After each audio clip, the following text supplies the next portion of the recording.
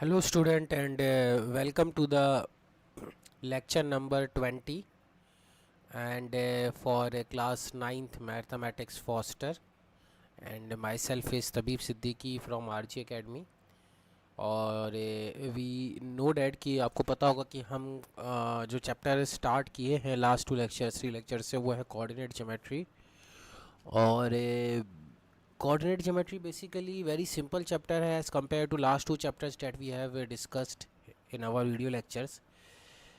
पहला लेक्चर हमारा जो पहला चैप्टर हमने ख़त्म किया था वो नंबर सिस्टम था, वो उससे भी कोऑर्डिनेट ज्योमेट्री इजी है। और जो उसके बाद हमने किया था polynomial, that is a very important chapter, उससे भी कोऑर्डिनेट ज्योमेट्री इजी है ना। जिन लोगों ने कोऑर्डिनेट ज्योमेट्री के टोटल लेक्चर्स वॉच किए हैं, आई थिंक हमने 2 लेक्चर्स अभी तक इसके कर लिए हैं कोऑर्डिनेट ज्योमेट्री के, उनको ये पता होगा कि मैं ऑलरेडी इन चैप्टर्स के जो डिटेल थ्योरी है वो मैं करवा चुका हूँ।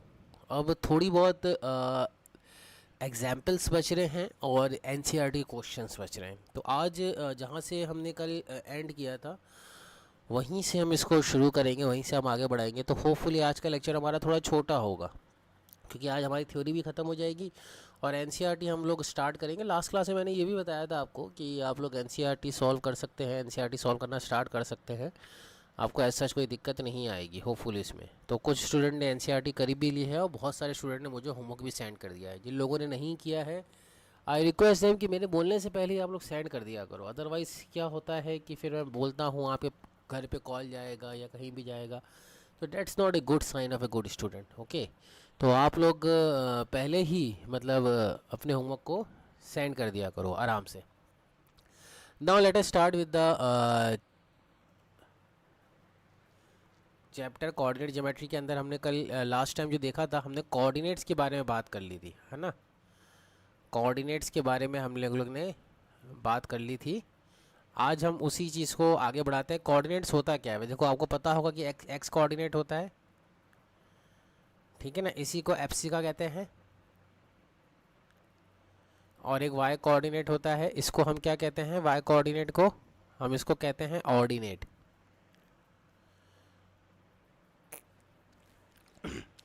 तो वाई कोऑर्डिनेट को हम लोग ऑर्डिनेट कहते हैं और एक्स कोऑर्डिनेट को हम लोग एप्सिका कहते हैं। ये चीज़ें हमने ऑलरेडी डिस्कस कर रखी हैं, है ना, ये सारी चीज़ें हमें पता है। अब आगे बात करते हैं कि एक्स कोऑर्डिनेट और वाई कोऑर्डिनेट अगर गिवन है तो उसको प्लॉट कैसे करते हैं, और अगर ये प्लॉटेड है तो फिर आप लोगों को बताना कैसे होता है कि एक्स कोऑर्डिनेट वाई कोऑर्डिनेट। इस पर भी हमने कल लास्ट लेक्चर में बात करी थी। आज एक बार थोड़ा सा और देख लेते हैं, ठीक है। तो आई एम रियली सॉरी, ये क्या आ गया? ये मेरा लास्ट यूट्यूब लेक्चर इन्होंने दिखा दिया है। एक सेकंड, जस्ट होल्ड ऑन, हमें ग्राफ कॉपी करना पड़ेगा। तो आई थिंक ग्राफ जो है वो मेरा कहीं और है, तो इसको हम कॉपी कर लेते हैं 1 मिनट में।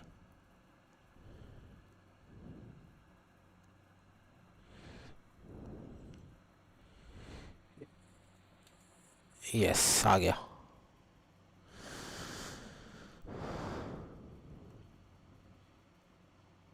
ठीक है। तो अब यहाँ पे जैसे कि अगर मैंने आपसे बोल दिया है कि आपको कोऑर्डिनेट 2,3 मार्क करना है, सपोज़ करो ये 2,3 है आपके लिए, इसको मार्क करना है। इस पर भी बात हो चुकी है कि अगर दोनों कोऑर्डिनेट पॉजिटिव है तो कौन सा कोऑर्डिनेट होगा। यानी अगर एक्स पॉजिटिव है वाई पॉजिटिव है तो फर्स्ट कोऑर्डिनेट होगा, एक्स नेगेटिव वाई पॉजिटिव तो सेकंड कोऑर्डिनेट होगा, एक्स नेगेटिव वाई भी नेगेटिव तो थर्ड कोऑर्डिनेट होगा, और आपका एक्स भी नेगेटिव हो और सॉरी एक्स पॉजिटिव हो और वाई नेगेटिव हो तो फोर्थ कोऑर्डिनेट होगा। अब ये 2,3 तो ये फर्स्ट कोऑर्डिनेट में लाई करेगा, तो हमें पॉजिटिव एक्स एक्सिस में 2 डिस्टेंस मूव करना है। सपोज करिए 2 डिस्टेंस है तो यहाँ तक हम 2 डिस्टेंस मूव करें, उसके बाद परपेंडिकुलर कितना डिस्टेंस मूव करना है? 3 डिस्टेंस मूव करना है, तो यहाँ तक 3 डिस्टेंस मूव। सपोज ये रहा 3 कोऑर्डिनेट, तो ये आपका पॉइंट देगा 2,3। और लेकिन अगर आपको कोऑर्डिनेट्स प्लॉटेड है, सपोज करो यहाँ पे ये कोऑर्डिनेट्स आपको गिवन है, ठीक है, अगर मान लो ये गिवन है आपके लिए -4, -4, तो एक्स कोऑर्डिनेट क्या होगा इसका? वैसे तो एक्स कोऑर्डिनेट निकालने के लिए अपने को क्या करना होगा, ये इसका पहला वाला कोऑर्डिनेट एक्स होगा, दूसरा वाला वाई होगा। लेकिन अगर आपको उसको मार्क करना है तो इस कोऑर्डिनेट से अगर आप परपेंडिकुलर गिराते हैं एक्स एक्सिस पे, तो जो डिस्टेंस आएगा, जो ये डिस्टेंस होगा, ये डिस्टेंस होगा मान लो सपोज सी डी, तो ये डिस्टेंस आपका वाई कोऑर्डिनेट होगा, और जहाँ पे ये पॉइंट इंटरसेक्ट कर रहा है एक्स एक्सिस को, वो कोऑर्डिनेट क्या होगा आपका एक्स कोऑर्डिनेट होगा। और इसी तरह अगर आप परपेंडिकुलर गिराते हैं यहाँ पे वाई एक्सिस पे, तो जो डिस्टेंस आएगा वो तो एक्स कोऑर्डिनेट का डिस्टेंस होगा, और जहाँ पे ये पॉइंट इंटरसेक्ट कर रहा होगा, परपेंडिकुलर इंटरसेक्ट कर रही होगी, वो आपका वाई कोऑर्डिनेट होगा। तो हैविंग सेड दैट, ये काफ़ी चीज़ इस पर डिस्कस कर चुके हैं हम। तो ये चीज़ें हैं जो हम ऑलरेडी इस पर हम बात कर चुके हैं। So let us try to identify, let us mark this coordinates on the Cartesian plane. तो ये देखो, ये 5,4 है, तो 5,4 इजीली मार्क्ड हो पा रहा है, यानी आपको डिस्टेंस पहले 5 डिस्टेंस मूव करना पड़ेगा एक्स एक्सिस पे, फिर 4 डिस्टेंस परपेंडिकुलर इसका मूव करना पड़ेगा, ठीक है, तो आपको 5,4 मिल जाएगा। 3,2 पहले 3 डिस्टेंस मूव करना पड़ेगा, positive 3, and then perpendicularly 2 distance. -2,5 तो पहले नेगेटिव एक्सिस से -2 डिस्टेंस मूव करना पड़ेगा, फिर परपेंडिकुलरली 5 डिस्टेंस मूव करना पड़ेगा।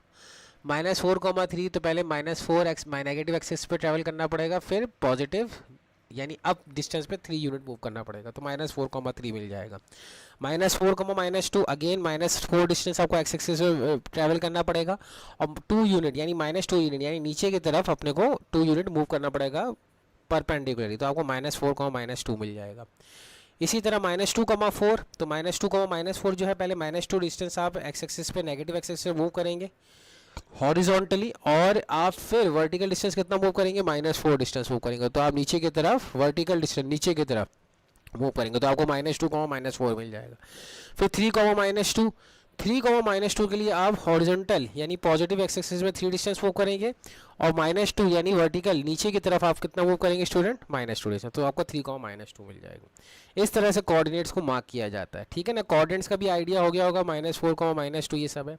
तो आई थिंक ये एक लास्ट टॉपिक था थ्योरेटिकल पॉइंट ऑफ व्यू से, जिसको हमने आज किया है, कवर अप कर लिया है। होपफुली ये क्वेश्चंस आपको क्लियर हो गए होंगे, और थ्योरी के पॉइंट ऑफ व्यू से एज सच अब कुछ बचता नहीं है। अब जो कुछ भी है हम कोऑर्डिनेट ज्योमेट्री के अंदर नेक्स्ट ईयर यानी 10th क्लास में पढ़ेंगे। 10th क्लास के अंदर कोऑर्डिनेट ज्योमेट्री का अंदर डिस्टेंस फार्मूला आता है, सेक्शन फार्मूला आता है, वो भी इजी है, इतना डिफ़िकल्ट नहीं है। 10th क्लास की कोऑर्डिनेट ज्योमेट्री भी इतनी डिफ़िकल्ट नहीं है स्टूडेंट, ठीक है। तो फिलहाल के लिए बस इतना ही रखते हैं।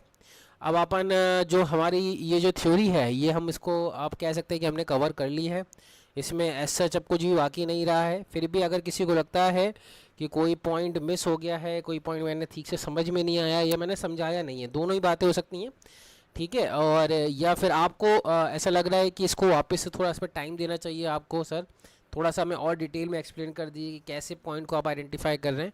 जो भी चीज़ें हैं, जो भी आपको समझना है, जो भी कुछ आपको करना है, देन प्लीज़ मैसेज मी, है ना, प्लीज़ व्हाट्सअप मी। हम अब क्या करेंगे, जो हमारा रेगुलर एक्सरसाइजेज होती हैं यानी एनसीईआरटी की, उसको हम स्टार्ट करेंगे सॉल्व करना, ठीक है। तो ये आपके सामने एक्सरसाइज 3.1 नज़र आ रही होगी, और ये एक्सरसाइज 3.1 जो है पहली एक्सरसाइज है किसकी, कोऑर्डिनेट ज्योमेट्री की। तो और सिंपल एक्सरसाइज है, इसमें ज़्यादा क्वेश्चंस भी नहीं है, लेकिन क्वेश्चंस जो है थोड़े से बड़े हैं, लेकिन ज़्यादा घबराने की ज़रूरत नहीं है। एक्सरसाइज 3.1 जो है वो करने से पहले एक सेकंड हम इसको ग्राफ यहाँ प्लॉट करेंगे। ग्राफ के ऊपर क्वेश्चन है ज़्यादातर, है ना, तो प्लॉटिंग इसमें ग्राफ पेपर का इस्तेमाल आप करोगे, तो आप हो सके तो ये क्वेश्चंस जो भी हैं, जब भी आप एक्सरसाइजेज करना अपने होमवर्क कॉपी के अंदर, तो ग्राफ पेपर ज़रूर उस पर स्टिक करना।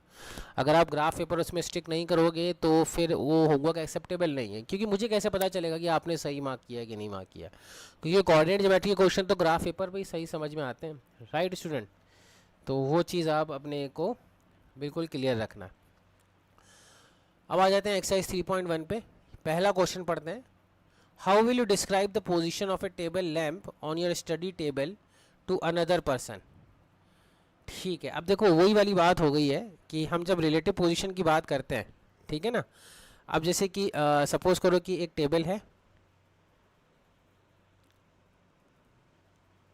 ये आपकी एक टेबल है,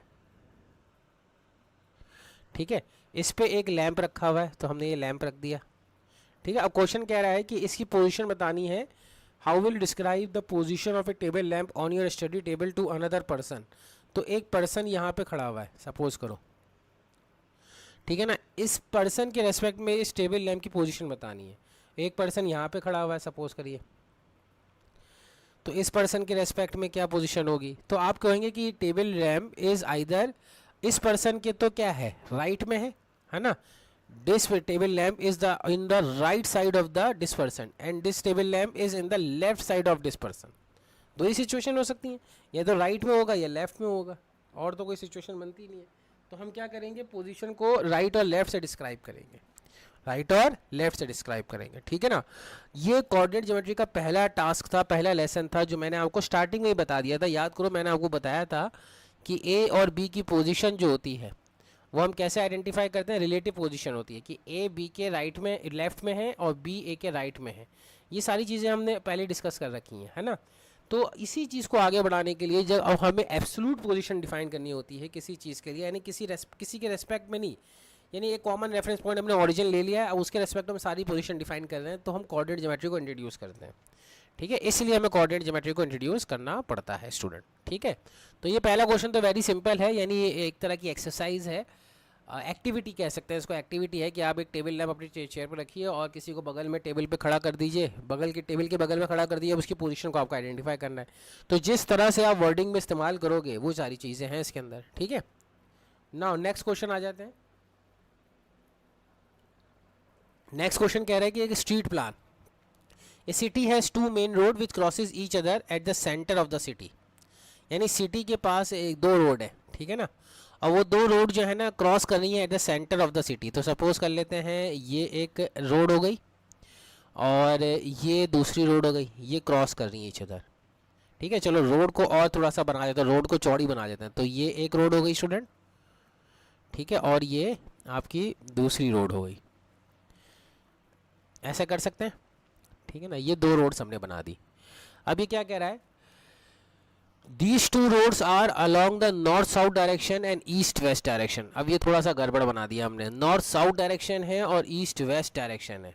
तो नॉर्थ साउथ डायरेक्शन तो सही, चलो ठीक है। तो अपन ऐसा कर लेते हैं, इसको मार्क करते हैं नॉर्थ, इसको मार्क करते हैं साउथ, इसको मार्क करते हैं ईस्ट और इसको मार्क करते हैं वेस्ट, ठीक है। नॉर्थ साउथ डायरेक्शन हो गई और ईस्ट वेस्ट डायरेक्शन हो गई, ओके। अब आ जाते हैं आगे क्वेश्चन, यहाँ तक तो हमने कर लिया है। Two roads crosses each other, these two roads are north south direction and east west direction, ठीक है। अब आगे का क्वेश्चन क्या कह रहा है, आगे का क्वेश्चन कह रहा है कि all the other streets of the city run parallel to these roads are 200 metre apart, यानी जितनी भी सिटी की रोड्स है, सपोज करो ये आपकी सिटी रोड्स थी ना, अभी हम इसको इस पे जाते हैं, ये आपकी दो इंटरसेक्टिंग रोड्स है ना, तो जितनी भी बाकी रोड्स है ना, या तो इसके पैरेलल मूव करनी, सपोज करो एक रोड ये हो गई, फिर एक रोड ये हो गई, एक रोड ये हो गई, एक रोड ये हो गई, जितनी भी बाकी रोड्स हैं वो इनके पैरेलल हैं, और इनके बीच का हर रोड के बीच में डिस्टेंस कितना है 500 मीटर का, ये डिस्टेंस भी कितना होगा 500, ये डिस्टेंस भी कितना होगा 500 मीटर का, बात समझ रहे हैं। तो all the streets in the street and parallel to this road and 200 metre apart, there are 5 streets in each direction, ठीक है ना, 5 स्ट्रीट्स इन ईच डायरेक्शन, यानी आप ये कह सकते हैं कि ये अब जो मैं रोड्स बना रहा हूँ, ये आपकी एक रोड हो गई, फिर ये इसी तरह इसकी दूसरी रोड हो गई, पैरेलल है, ठीक है, फिर ऐसे तीसरी रोड हो जाएगी। तो हर डायरेक्शन पे क्या है 5 स्ट्रीट है ना। तो ये हमने कितनी बना दी है, ये 1 2 3 बना दी हैं, इसी तरह 5 दो और ऊपर बनेगी, फिर एक ऐसे बन जाएगी, नीचे की तरफ भी 5 आ जाएंगी स्टूडेंट, समझ रहे हैं। तो ये तो मैंने ग्राफ पेपर बनाया नहीं है, लेकिन इसको हमें ग्राफ पेपर बनाना है, क्योंकि क्वेश्चन आगे कुछ और कह रहा है। ये 3 इधर ही बना दी मैंने, लेकिन है कितने स्टूडेंट 5 हैं, तो इधर भी इस डायरेक्शन में भी 5 बनानी पड़ेंगे आपको, ठीक है। ऐसे हमने क्या करी 5 बना दिया ऐसे, और ईच के बीच में डिस्टेंस कितना है स्टूडेंट, ईच के बीच में डिस्टेंस है 200 मीटर का, ठीक है। ईच के बीच में डिस्टेंस कितना है 200 मीटर का, तो वो डिस्टेंस भी आपको मार्क करना है, यानी ये डिस्टेंस कितना है स्टूडेंट, ये 200 मीटर का है, और ये डिस्टेंस बिटवीन टू रोड्स ये कितना है 200 मीटर का है, ठीक है। अब क्वेश्चन क्या कह रहा है, क्वेश्चन कह रहा है using 1 centimetre equals to 200 metre, use draw a model of the city on your notebook and represent the roads by single lines, single straight line, यानी अब रोड्स को सिंगल स्ट्रेट लाइन की तरह रिप्रेजेंट करना है, ठीक है। तो ऐसा करते हैं हम ग्राफ पेपर बना लेते हैं, एक तो नोटबुक में ऐसे ही बना सकते हो आप विदाउट ग्राफ पेपर, और ग्राफ पेपर में अगर बनाना चाहो तो ग्राफ पेपर भी आराम से ये बन जाएगा, नो इशू विद डैट। तो करते हैं इसका,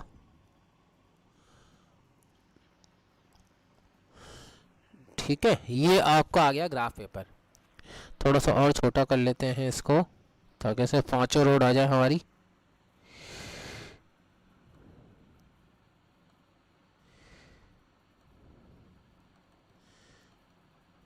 ठीक है, ये ग्राफ पे फिर आ गया है।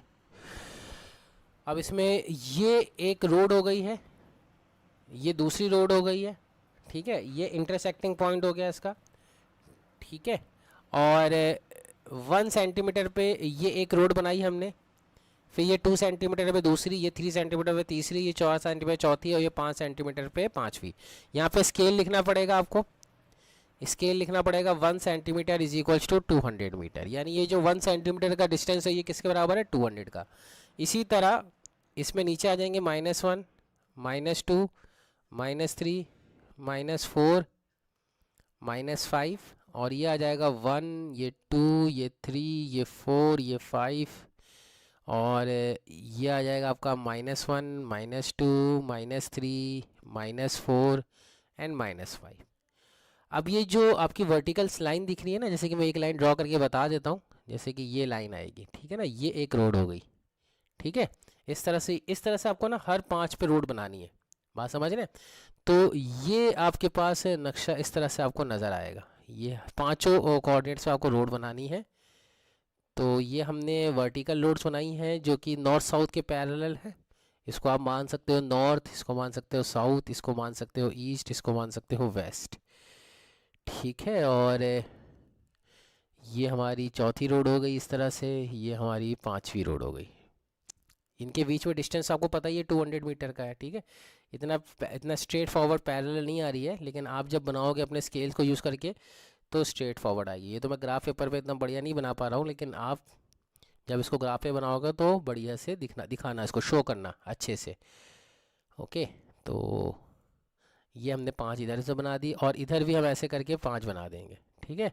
हॉरिजॉन्टल भी, तो हॉरिजॉन्टल भी बना दीजिए इसको ऐसे करके। तो ये आपका हॉरिजॉन्टल बनेगा 1, 2, 10 नोट्स आएंगे ना, 5 ऑन ईच साइड। तो टोटल रोड कितनी हो जाएंगी आप बता सकते हैं?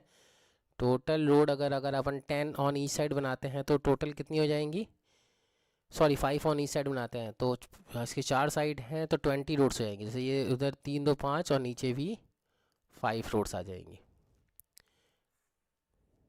ठीक है, ऐसे।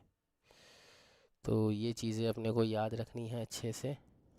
ये 3, ये 4 और ये 5, ठीक है। तो ये हमने एक तरह सा डायग्राम, मेरा इतना बढ़िया नहीं है लेकिन स्ट्रेट फॉरवर्ड आप रखिएगा तो सीधा सीधा, तो आपको अच्छा लगेगा इसमें।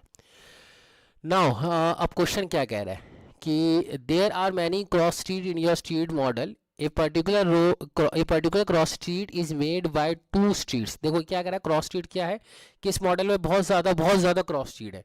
यानी देखो यहाँ इस पॉइंट पे भी आप नोटिस करोगे क्रॉस हो रहा है, इस पॉइंट पे क्रॉस करो। क्रॉस का मतलब होता है कि 2 रोड्स आपस में क्रॉस हो रही है, ये क्रॉस हो रहा है, ग्रीन और रेड आपस में क्रॉस हो रही है ना, तो ये क्रॉस स्ट्रीट्स कहलाती हैं, ठीक है ना। अगर आप ऊपर वाले डायग्राम में भी देखोगे तो क्रॉस स्ट्रीट नज़र आ जाएंगी। देखो ये पॉइंट, ये सारे, ये रेड और ब्लू जहाँ इंटरसेक्ट कर रहे हैं, रेड एंड ब्लू जहाँ इंटरसेक्ट कर रहे हैं, ये सारे क्या हैं, क्रॉस स्ट्रीट्स हैं। तो ये कह रहा है कि there are many cross street in your model, a particular cross street is made by 2 streets, a particular cross street is made by 2 street, one running the south and north south direction, another in the east west direction. ये बता चुका हूँ कि 2 street का intersection point cross street कहता है। Each cross street is referred as the following manner, कैसे कि if the second street running in the north south direction and fifth in the eastward direction come at the crossing point, then they will cross at the 2,5। तो बस इसको मतलब ये समझ लो कि second street running in the north south direction, तो second street running in the north south direction कौन सी हो जाएगी, नीचे वाले डायग्राम में देखो आप, तो वैसे ग्राफ से आपको पता चल जाएगा। Second street in north south direction ये वाली स्ट्रीट हो गई, और जो फिफ्थ स्ट्रीट है इन ईस्ट वेस्ट डायरेक्शन, तो fifth street east west direction में कौन सी हो जाएगी, ये हो जाएगी। तो ये जो 2,5 ये वाला पॉइंट क्या कहलाएगा, 2,5। ऑब्वियसली बात है, कोऑर्डिनेट ज्योमेट्री हमने आप पढ़ चुके हैं, तो इस पॉइंट को अपन क्या बोलेंगे, 2,5 ही बोलेंगे। तो क्वेश्चन ये क्या कह रहा है, क्वेश्चन ये कह रहा है कि how many cross street can be refer as 4,3 and 3,4, ठीक है ना। तो 4,3 का मतलब क्या हो जाएगा कि 4 डायरेक्शन पे ये और 3 डायरेक्शन पे ये, तो ये 4,3 रेफर करी जाएगी, ठीक है। 4,3 ये भी रेफर की जाएगी, और इसी तरह इधर भी 4 आ रहा है और इधर भी एक 3 आ रहा है, तो ये भी 4 को -4,3 रेफर की जाएगी। लेकिन अभी तक इस पहली एक्सरसाइज में हमें कोऑर्डिनेट ज्योमेट्री के साइन से मतलब नहीं है। तो 4,3 कितनी रेफर की जा सकती है, एक तो ये रेफर की जा सकती है, एक ये रेफर की जा सकती है, ठीक है, और एक नीचे भी रेफर की जा सकती है ना, ये रही 4,3, सॉरी ये रही 4,3, और एक इधर भी रेफर की जा सकती है 4,3। तो 4 स्ट्रीट ऐसे 4,3 में रेफर की जा सकती है अगर आप साइन का कन्वेंशन यूज़ ना करो। और 3,4 भी कितनी यूज़ की जा सकती हैं, 4 यूज़ की जा सकती है। इस तरह से 4 की अपन गैपिंग बना लेंगे। तो ये क्वेश्चन होपफुली आपको बड़ा क्वेश्चन है, लेकिन एक्चुअली बड़ा नहीं है, ये भी एक एक्टिविटी है। तो एक्सरसाइज 3.1 के जो हमने क्वेश्चंस किए हैं अभी, दोनों ही क्वेश्चंस क्या थे, एक एक्टिविटी थी, ठीक है ना। It's not the questions, basically it is a practical example, जिसे अपन कहते हैं कि प्रैक्टिकल होता है ना मैथ्स का, वैसा प्रैक्टिकल है ये, ठीक है। तो एक्सरसाइज 3.1 के दोनों क्वेश्चन एक एक्टिविटी की तरह ही एक्ट कर रहे हैं। आगे बढ़ते हैं, एक्सरसाइज 3.2 पे आ जाते हैं। ये रही हमारी एक्सरसाइज 3.2, और इसके क्वेश्चंस को आइडेंटिफाई करते हैं। Write the answer of each of the following question, ठीक है। What is the name of the horizontal and the vertical lines to determine the position of any point in the Cartesian plane? कह रहा है कि what is the name of the horizontal and vertical lines drawn to determine the position of the Cartesian plane? यानी horizontal line को अपन क्या कहते हैं, x axis, ठीक है। horizontal line को अपन कहते हैं x axis, और vertical line को अपन क्या कहते हैं, y axis, ठीक है। यही कह रहा है क्वेश्चन में। और what is the name of each part of the plane form by these two lines? तो प्लेन को, ईच पार्ट को क्या कहते हैं, एक्स वाई प्लेन कहते हैं। What is the name of the each part of the plane? तो पहला पार्ट कहलाता है फर्स्ट क्वाड्रेंट, दूसरा पार्ट सेकंड, तीसरा थर्ड, और चौथा फोर्थ क्वाड्रेंट। ईच पार्ट, ये 4 पार्ट होते हैं। Write the name of the points where these two line intersect.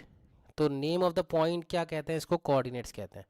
These two, अच्छा, where these two lines are intersect, जो 2 लाइन इंटरसेक्ट कर रही है ना, एक्स और वाई एक्सिस जो इंटरसेक्ट कर रही है, इस पॉइंट को क्या कहते हैं, इस पॉइंट को तो ऑरिजिन कहते हैं, ठीक है ना। इस पॉइंट को अपन ऑरिजिन कहते हैं। बिल्कुल सिंपल क्वेश्चन है। इसी तरह इन द फिगर 3.14, तो फिगर 3.14 तो मेंशन नहीं है।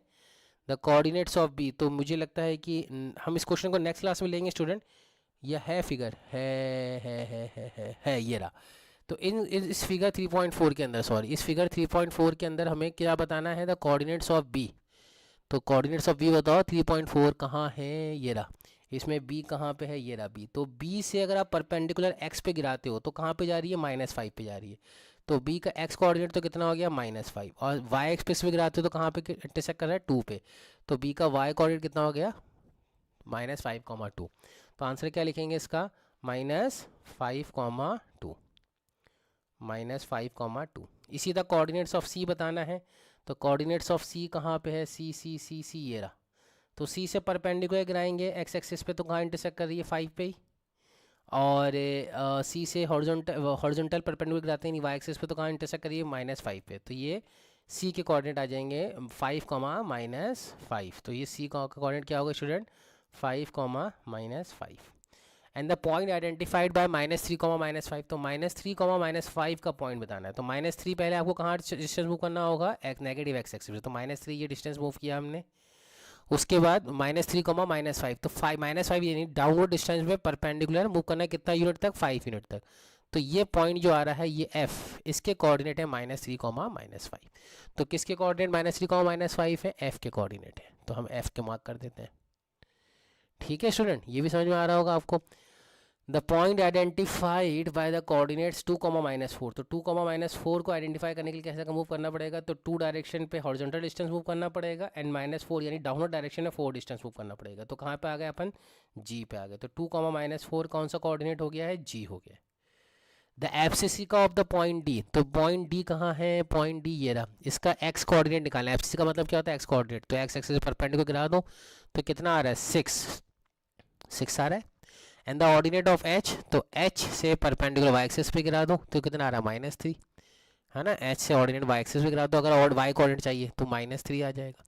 The coordinates of the point L, तो एल के कोऑर्डिनेट्स क्या हैं, एल से अगर देखोगे तो ये वाई एक्सिस पे, वाई एक्सिस पे सारे कोऑर्डिनेट्स क्या होते हैं, एक्स कोऑर्डिनेट, सारे कोऑर्डिनेट क्या होते हैं, जीरो होते हैं, और खुद वो 0,5 है तो ये 0,5 आ जाएगा। और एम का कोऑर्डिनेट तो एक्स एक्सिस पे, एक्स एक्सिस पे सारे कोऑर्डिनेट क्या होते हैं, सारे वाई कोऑर्डिनेट क्या होते हैं, जीरो होते हैं, तो -3,0 आ जाएगा। Getting it? तो ये इस तरह से ये क्वेश्चन हो जाएगा होपफुली। अब एक्सरसाइज 3.3 आती है, इसको हम नेक्स्ट क्लास में रखेंगे ताकि आप लोग को थोड़ा टाइम मिले। आज का लेक्चर मैंने पहले भी कहा था थोड़ा छोटा रहेगा, क्योंकि कोऑर्डिनेट ज्योमेट्री छोटा चैप्टर है, तो हम इसमें ज़्यादा टाइम स्पेंड करना पड़ेगा थोड़ा सा, है ना, थोड़ा सा। अगर मैं जल्दी पढ़ा दूंगा तो आपके लिए थोड़ा सा जल्दी हो जाएगा, तो एक चैप्टर कम से कम एक वीक तो चले, तो इसलिए हमने इसको थोड़ा सा स्लोली पढ़ा रहे हैं, ठीक है। फिर भी आपको ये एक्सरसाइज अगर आपसे हो जाती है वेल एंड गुड, आप पूरी एक्सरसाइज खुद ही कर लीजिए, सॉल्व करके देख लीजिए, मुझे लगता है कि हो जाएगी hopefully. Thank you for listening for today's lecture. If you have any doubt, if any query, then you can call me or WhatsApp me. Thank you for listening very much. Bye. Take care.